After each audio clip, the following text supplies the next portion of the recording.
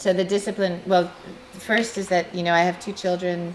When they go to school at 8 o'clock, you know, it's like the portcullis comes down and it's like, that's it. And I go to, and I write and I come out at 3 when I go pick them up at school. And I work at home. And so I have to, the discipline comes from, you know, walking up the stairs. And so I see, oh, that unmade bed, that pile of laundry, this list, you know, that I said, and I have to, you know, go like this and just go to my study and not. I mean, that is, I think, for any of us who work at home, that's the thing. Is like, how do you create the work space that is completely only work? The great challenge is to be writing what you see, and if what you're seeing from the point of view of your characters. So, the other answer too, though, is that I've been writing for such a long time, that the discipline in some ways is that I go a little crazy if I can't write.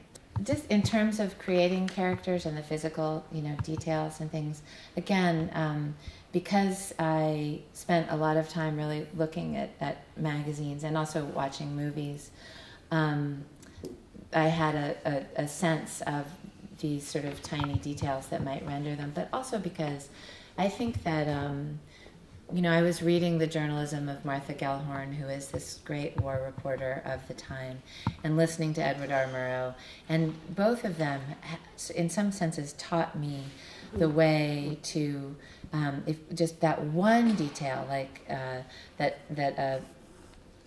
you know, somebody who was walking down into a shelter, the neckline of her sweater was loose, which meant that she had lost weight. I mean, that you convey physicality in these. That there's a whole story in that detail, and I think that, you know, the journalism that I was reading they're both geniuses at that, and so to a certain degree, I was taught because I was reading them, but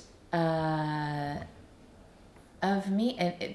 I am in all three of those characters, though not, you know, they're much more, you know, Frankie Bard is incredible. She's brave and she's gutsy and she's curious. I'm much more polite. I don't think I could be a journalist because you have to keep asking questions and I'm always like, oh, I see you don't want to answer that. Okay, that's fine. You know, and but the desire to have people pay attention, clearly that's mine, you know, that's what I share with her.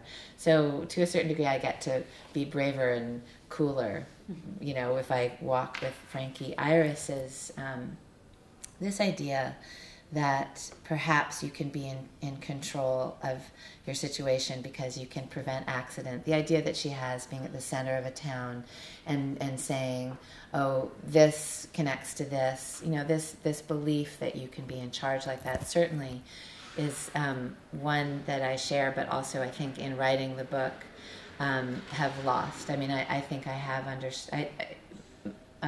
over the course of writing the book, I think I have grown up to realizing that there's many situations that you can't be prepared for and that you can't control. So you know, the desire is also mine. And Emma, though Emma has the smallest role, in some ways she does the least, she's just the one who waits. In some ways she's the closest. I also lost my parents quite young. So this idea of somebody who is an orphan in the world and who needs a pair of eyes to make them exist is very, I mean, in some senses she really is the closest to me, though I am not her at all. So it's pieces in some senses of desire, but not physical. You know, it's all kind of in your head. It's not actual. Does that make sense? Yeah.